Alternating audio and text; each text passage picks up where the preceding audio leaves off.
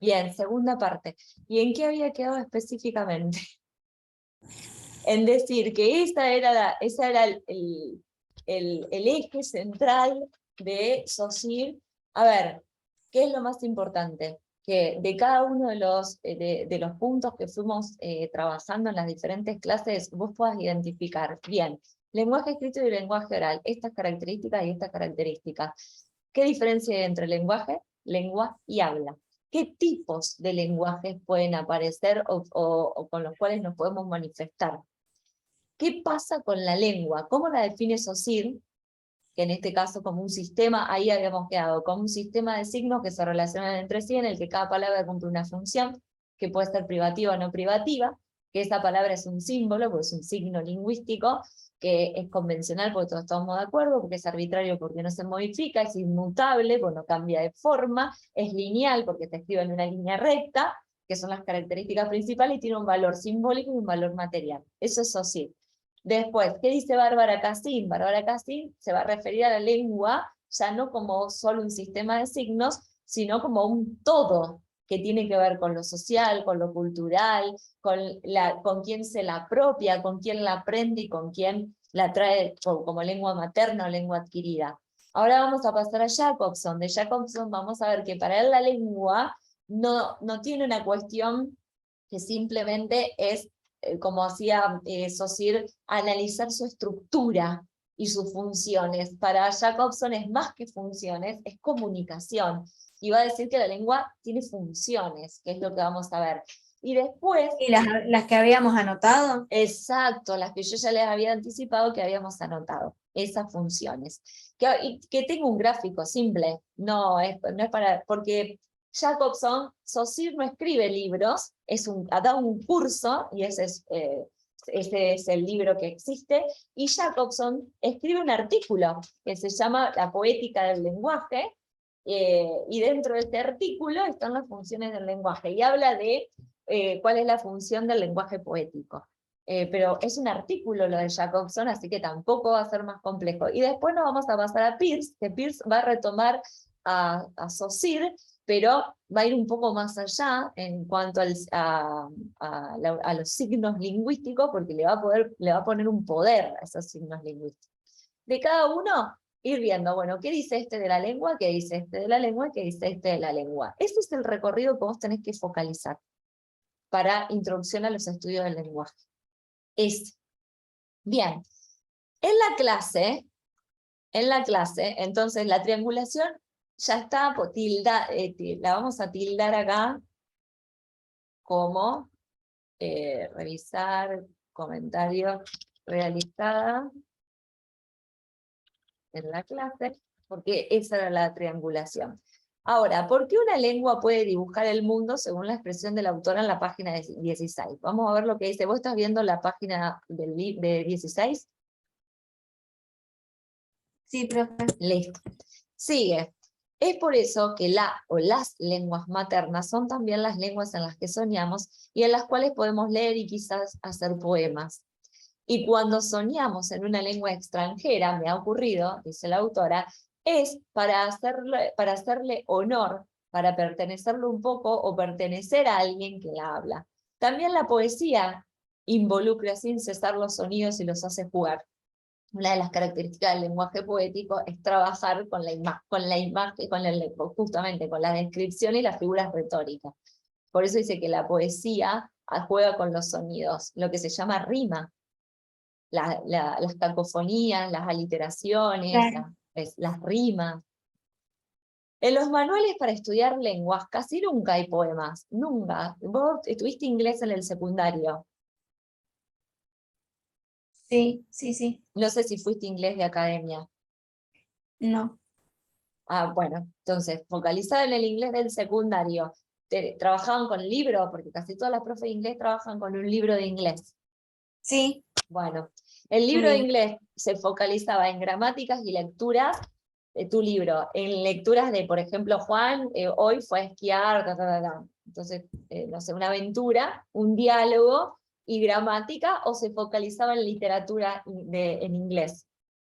No, en gramática. Ahí está. Digamos, Juan fue a, como dijiste vos. quiero cerrar, que me apareció la ventana de que terminó la grabación y me tira ahí, el cuadrito. Exacto. En los manuales para aprender una lengua no está nunca la literatura de esa lengua, que es donde realmente uno aprende la lengua, porque ahí es donde está el juego de palabras. Lo demás es muy artificial. Alguien generó un diálogo, y te diría casi inverosímil, porque son como muy, hola, ¿cómo estás? ¿Qué tal te va? Hola, ¿y vos cómo estás? ¿Qué tal? No hablamos así, realmente. Pero están generados y pensados para que la persona Sí. aprenda la gramática, es decir, el léxico, el vocabulario y las funciones que cumplen las palabras dentro de esa construcción. O sea, como si la lengua fuera solo un sistema. Un manual de inglés, de los que yo veo que trabajan en el secundario, yo por ahí los analizo y digo, bueno, la lengua acá parece como si fuera un sistema, cada función cumple una palabra, dice y significa según la traducción tal y tal cosa, la autora va a hablar de lo que es traducir, que en realidad es una reescritura, con una resignificación, no solamente una transcripción a otra lengua, y ahí aparece la concepción de la lengua como un sistema, en un manual de inglés, por ejemplo, de los que se utilizan. Ella es filósofa, entonces replantea esta cuestión. En los manuales para estudiar las lenguas casi nunca hay poemas. Se enseña a decir buenos días, ¿cómo le va? Tengo ganas de ir al cine, ¿me podría traer un café? Pero rara vez se enseña a escuchar la lengua en sus textos y en sus poemas. Entonces, de alguna manera, ahora le empezaron a introducir, por ejemplo, al italiano, trabajar o mirar películas en italiano, escuchar audiolibros en italiano. Ahora le empezaron a traducir al inglés, a incorporar el inglés de academia, que lo vi el otro día porque tengo mi nena más chiquita. El inglés con el sentido de la comunicación, para comunicarse, sin prestarle tanta atención a la gramática, pero no llega a ser el todo de la cultura, el todo. Bien, pero rara vez se enseña a escuchar la lengua en sus textos y sus poemas. Entonces, de alguna manera, no la van a tener en el oído o en el cuerpo y no van a disfrutar de ella de manera auténtica. No van a saber cómo dibuja el mundo. Y acá está marcado porque la idea de la pregunta es observar por qué una lengua puede dibujar el mundo según la expresión de la autora en la página 16. En la lengua materna, ustedes lo saben, lo oyen de inmediato, es muy importante escuchar y leer los textos en voz alta. Las fábulas de La Fontaine tienen algo extraordinario, nos obligan a leerlas en el tono. Cuando lees el Martín Fierro, es imposible no leerlo en el tono de aquí me pongo a cantar, en el tono del gaucho que hace una payada. Te lleva el tono, te lleva la misma lectura a Claro. decir, sí, va como de la mano, no lo leemos como si leyéramos a Borges, lo leemos como No, si, no, lo leemos como estamos leyendo al Martín Fierro. Tiene ese tono, bueno, ella es lo que ella dice, por eso la lengua es también tono. Y el tono es lo que viene de los sonidos. Por ejemplo, bueno, y acá da el gato, la comadreja y el conejito. La idea de esta página 16 es explicar esto, en realidad, y lo vamos a hacer de manera oral.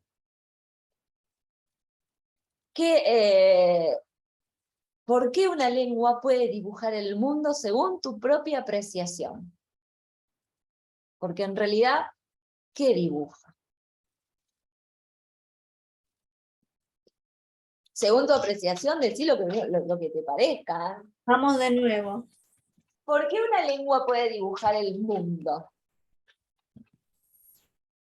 Porque una lengua Puede puede... dibujar el mundo. Y mira, pensalo de este punto de vista. Si nosotros que somos argentinos agarramos el Martín Fierro, no lo leemos de la misma manera que leemos un cuento de Silvino Campo, por ejemplo, el de las invitadas. No lo lees igual. Lo lees diferente, inevitablemente. Te pones y lees, aquí me pongo a cantar al compás de la vihuela, que al hombre lo entonas, lo cantás. Pero no haces lo mismo con un cuento de Silvino Campo. Entonces, pénsalo vos. ¿Por qué haces esa diferencia? ¿Por qué crees que la haces? Es innata, la hacemos todos. O sea, no es innato, es como, es cultural, no es innato. Eh, para mí porque marca, Sí, digamos, sí, no, tiene historia además de todo y marca un momento preciso de lo que es, es también. Por ejemplo, los cuentos de Silvina es lo mismo si lees, no sé, algún otro.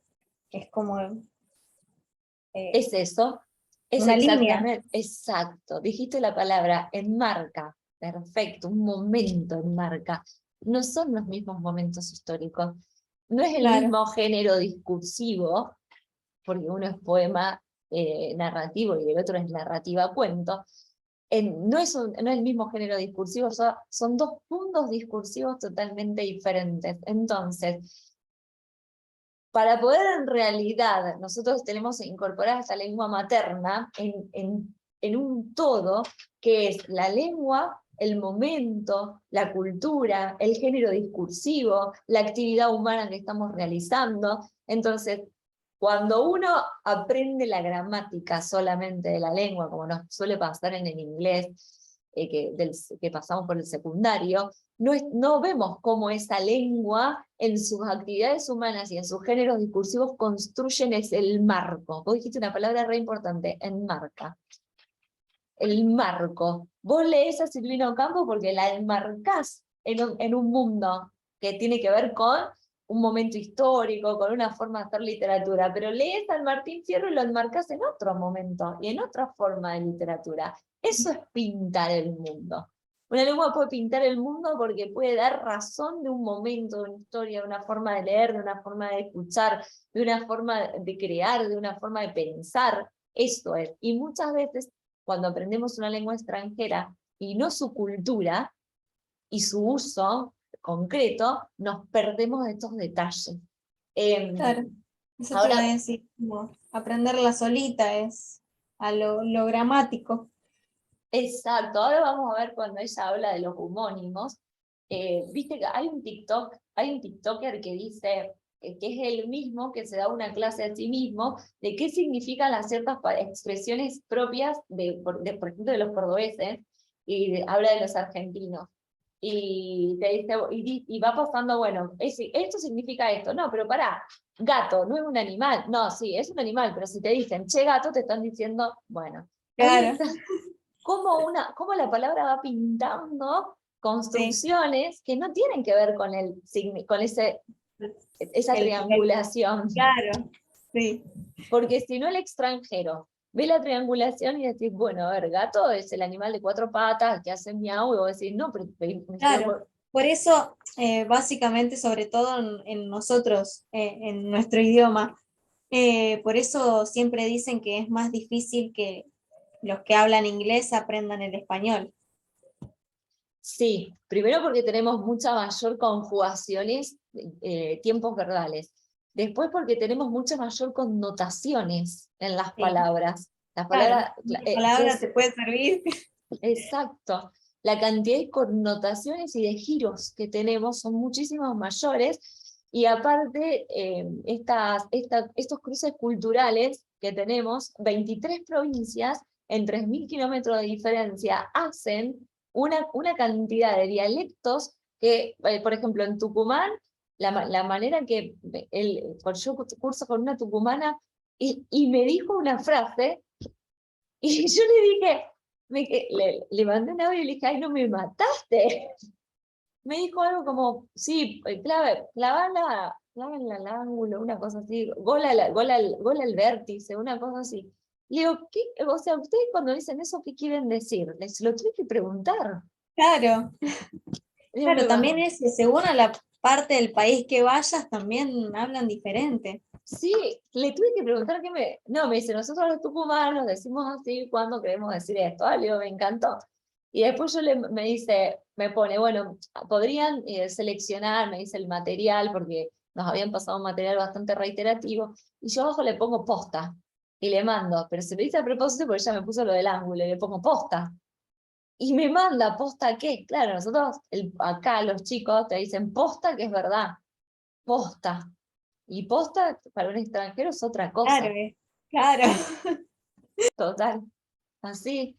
Bueno, esto es pintar el mundo.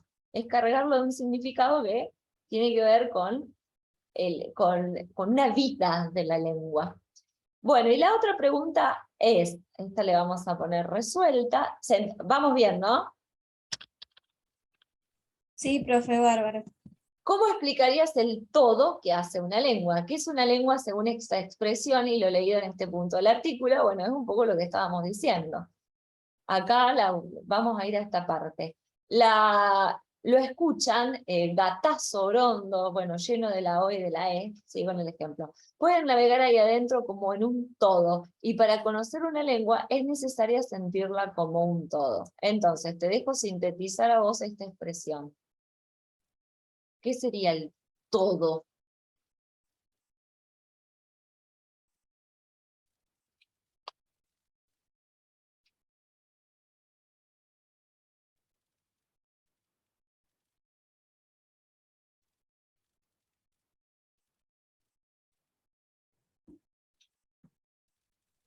Y, a ver, no sé ni cómo explicarme, pero es como, ahí lo dice, sentirla, es como hacerla tuya, apropiártela, es como, no sé, algo Bien, así, ¿no? vamos con ese gráfico entonces.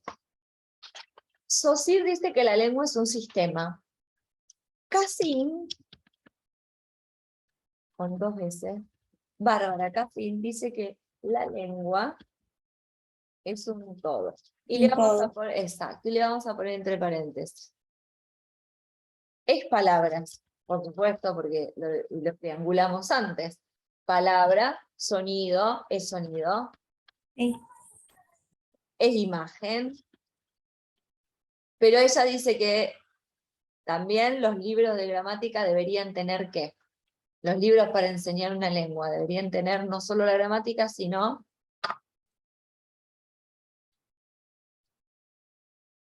Esperame un segundo, profe, ya vuelvo. Sí, Yo sí, voy a decirle algo a mi mamá y vengo. dale.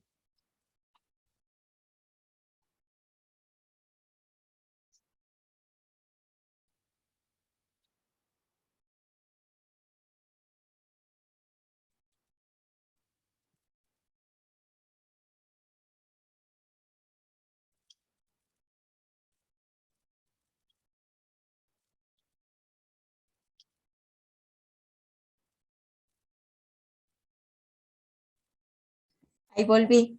Bueno, entonces, la lengua es un Entonces, todo.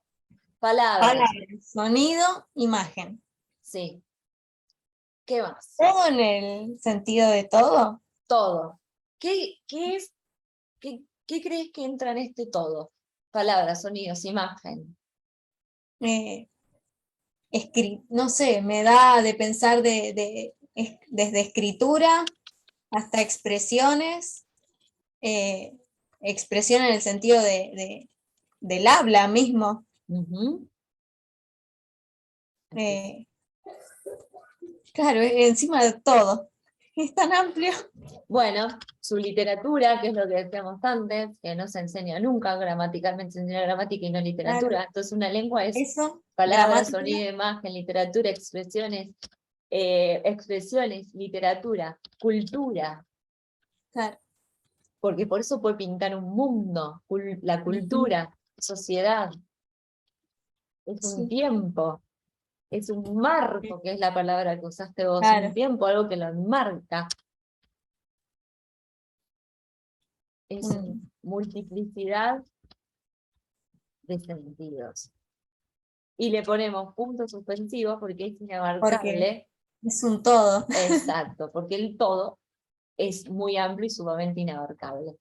Pero entonces, la lengua no es solo un sistema de signos en el cual las palabras cumplen una función, sino que ella dice, es un todo, es esa triangulación, pero en una cultura, en una determinada sociedad, en un determinado tiempo, con una determinada literatura, es mucho más que, y vuelvo a compartir, o va mucho más allá de la definición del estructuralismo de Saussure. Obviamente, la ponemos en el siglo XXI casi, mucho tiempo después.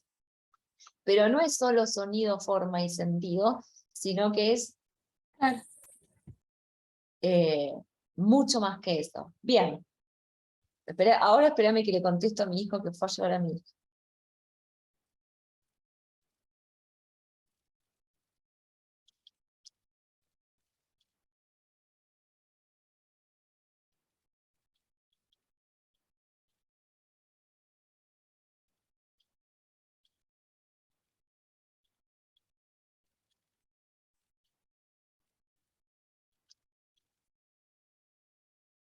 Bien.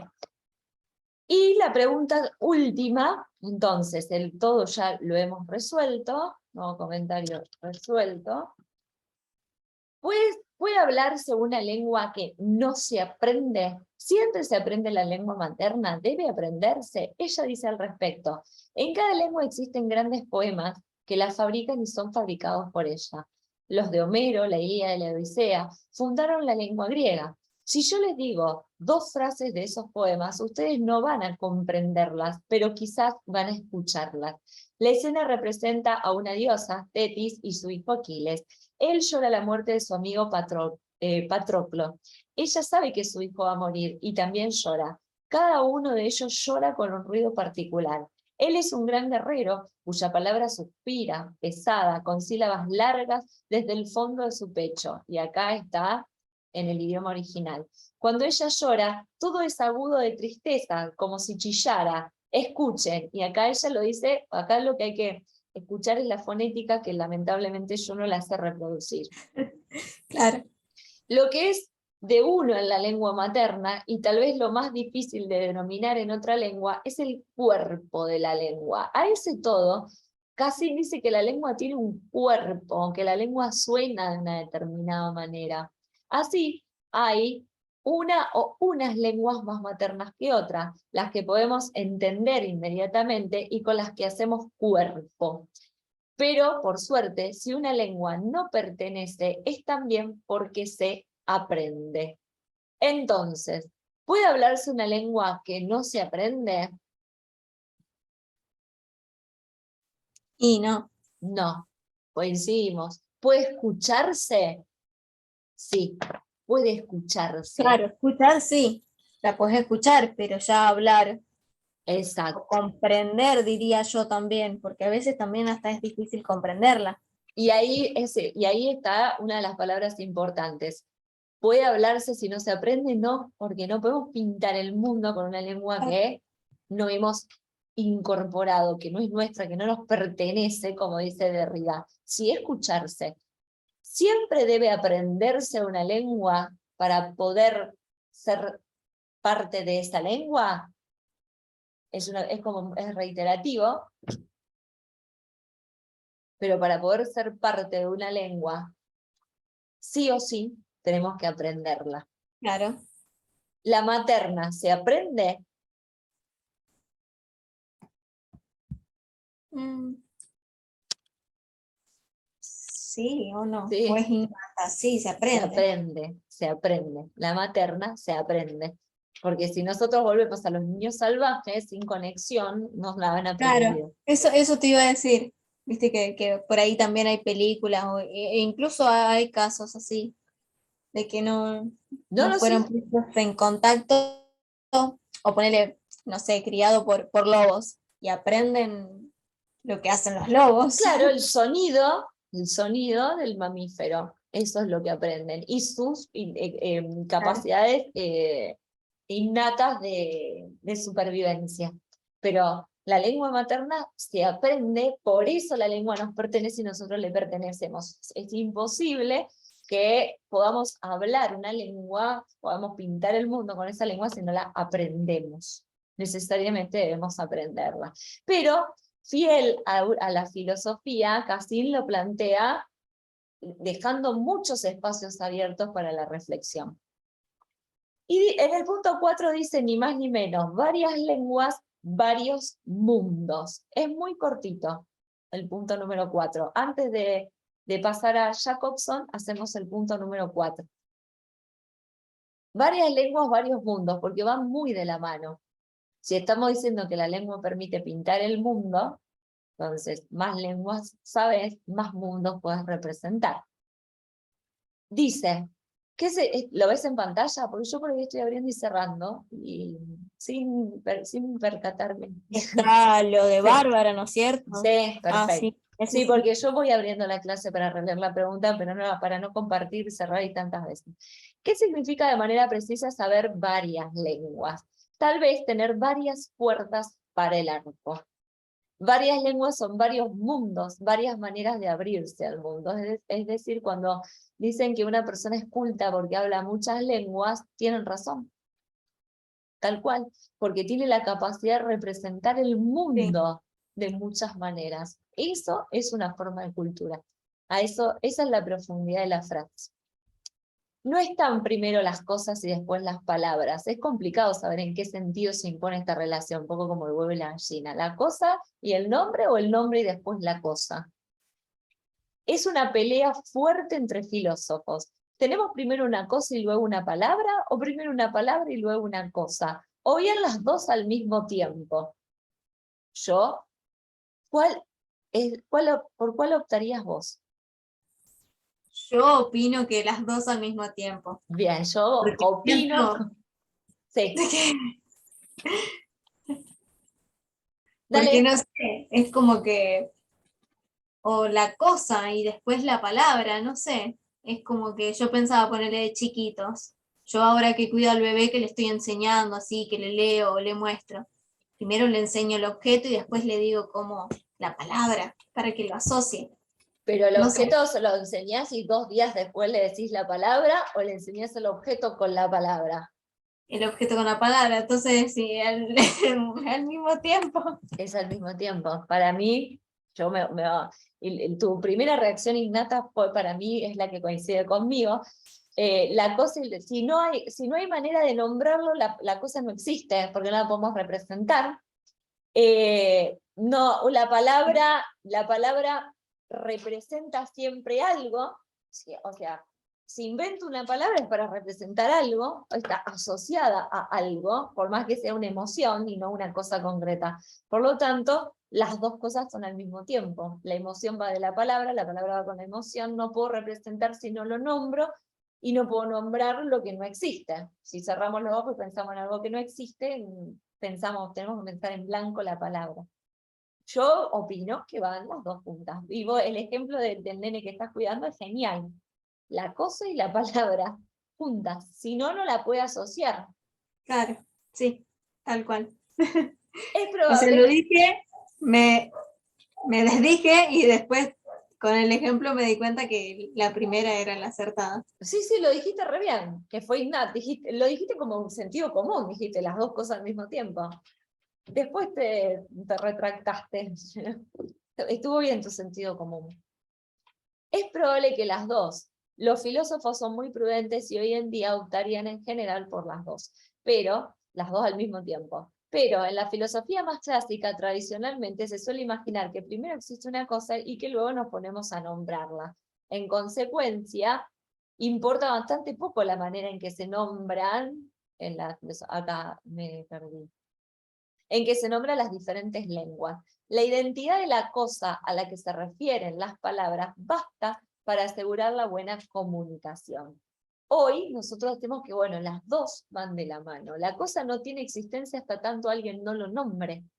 Por eso, un ser humano no tiene existencia hasta que alguien le ponga un nombre. Eso es lo que le da la identidad. Es Juan. Claro. Sin embargo, a mí me parece que la palabra trabaja la cosa, la hace ser una cierta manera. Por ejemplo, vos no te sentís de otra, vos no te podés imaginar de otra manera que no sea Gianella, como yo no me puedo imaginar de otra manera que no sea Y Noelia. tal cual. Nunca te dijeron, ay, no tenés cara de otro nombre. Sí, tenés cara de Noelia y no tenés, Tenés sí, cara de Gianela y ya está. tal cual, tal cual. Bueno, esto va con esto. La palabra trabaja, bueno, en este caso la persona o la cosa, la hace ser de una cierta manera. Tomemos kaire, la palabra griega que se usa para saludar. no significa para nada buen día, ni good morning o welcome. Quiere decir, en un sentido muy literal, goza, disfruta, alégrate. Cuando se saluda en esta lengua, no se dice que pases un buen día o que tengas un día bueno, se dice disfruta. No es lo mismo. Todo un mundo se dibuja allí. Cuando un latino se encuentra o se despide de otro latino, le dice, vale, que estés bien, buena salud. Ese también es otro mundo. Cuando se dice buen día en hebreo o en árabe, se dice salom, salam, que la paz sea contigo. El mundo se abre de una manera por completo diferente según la lengua. Si nos dicen que pases un buen día, disfruta, que estés bien o que la paz sea contigo. Sí, son todas cosas para nosotros ampliamente distintas.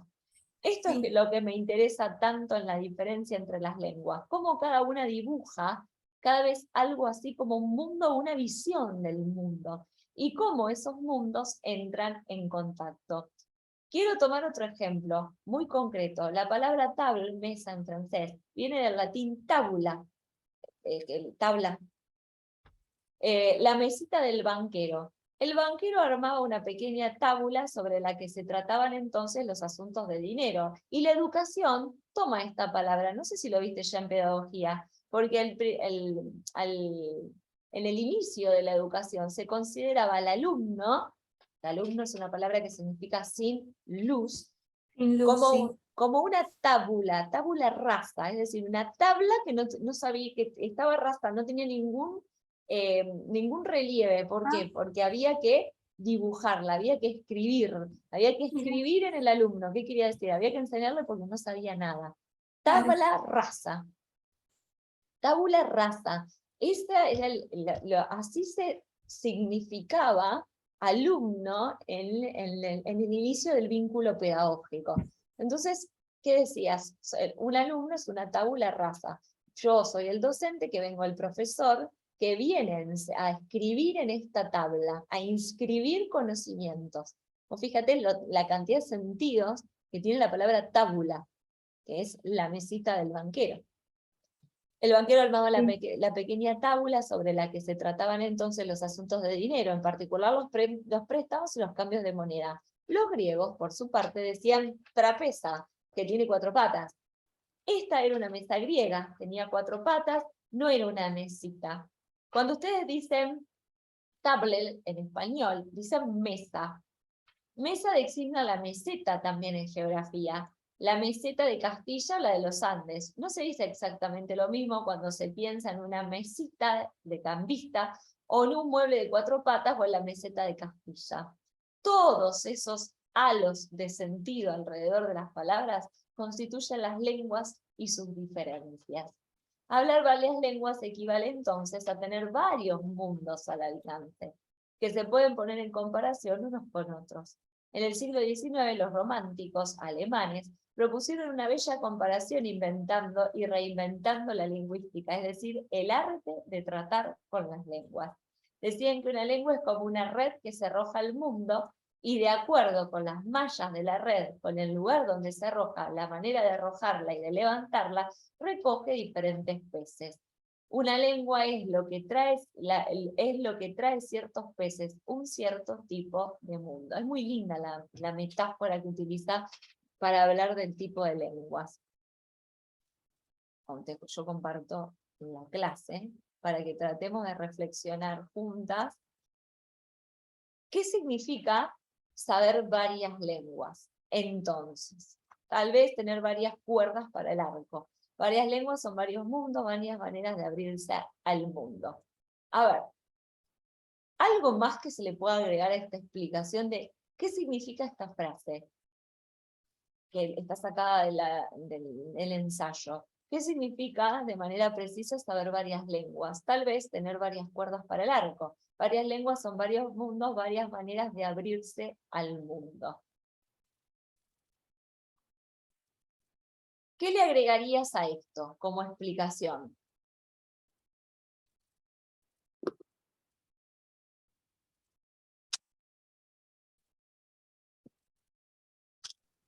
Estoy analizándolo porque ya de por sí es varias lenguas, son varios mundos y es como imponente ya la frase, varias maneras de abrirse al mundo.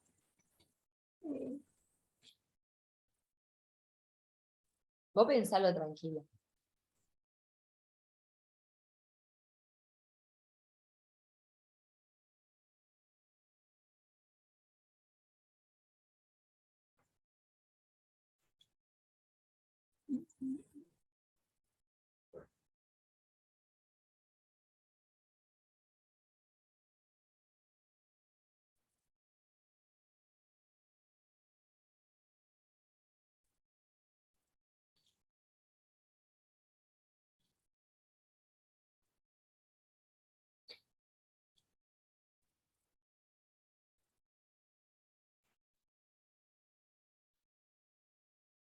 Varios mundos, varias maneras de abrirse al mundo.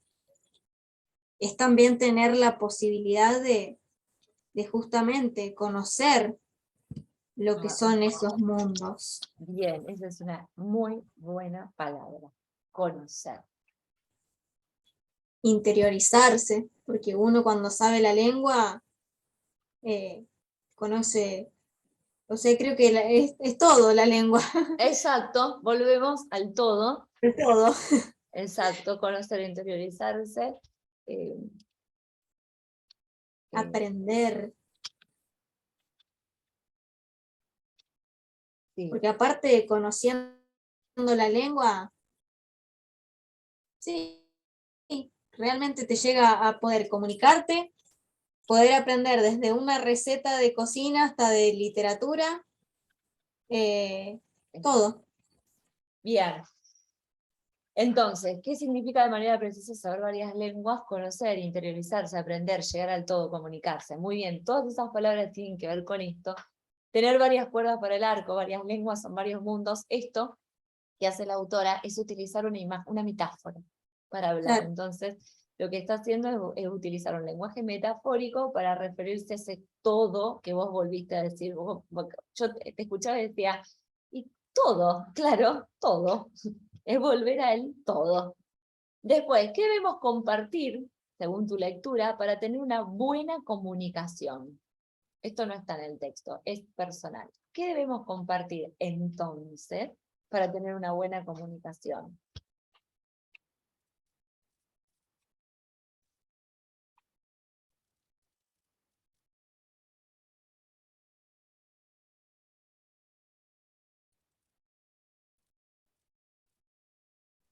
La lengua.